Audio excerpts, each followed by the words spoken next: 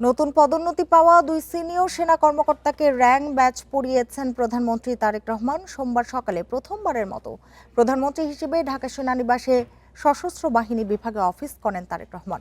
এ সময় নতুন পদোন্নতি পাওয়া লেফটেন্যান্ট জেনারেল মীর মুশফিকুর রহমান এবং মেজর জেনারেল কায়সার রশিদ চৌধুরীকে র্যাঙ্ক ব্যাচ পরিয়ে দেন প্রধানমন্ত্রী। সকালে সশস্ত্র বাহিনী বিভাগে পৌঁছালে প্রধানমন্ত্রী তারেক রহমানকে তিন বাহিনীর প্রধানগণ স্বাগত জানান।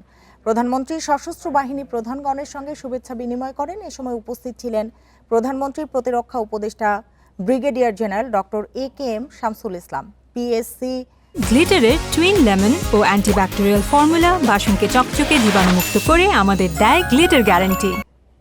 পিএসসিজি অবসরপ্রাপ্ত সেনাবাহিনী প্রধান জেনারেল ওয়াকারুজ্জামান, নৌবাহিনী প্রধান অ্যাডমিরাল মোহাম্মদ নাজমুল হাসান, বিমান বাহিনী প্রধান air chief marshal Hasan Mahmud Khan, প্রতিরক্ষা সচিব মোহাম্মদ আশরাফ উদ্দিন, প্রধানমন্ত্রীর প্রেস সচিব সালেহ শিবলি, অতিরিক্ত প্রেস সচিব আতিকুর রহমান রুমন ও প্রধানমন্ত্রীর একান্ত সচিব মোহাম্মদ মেহেদুল ইসলাম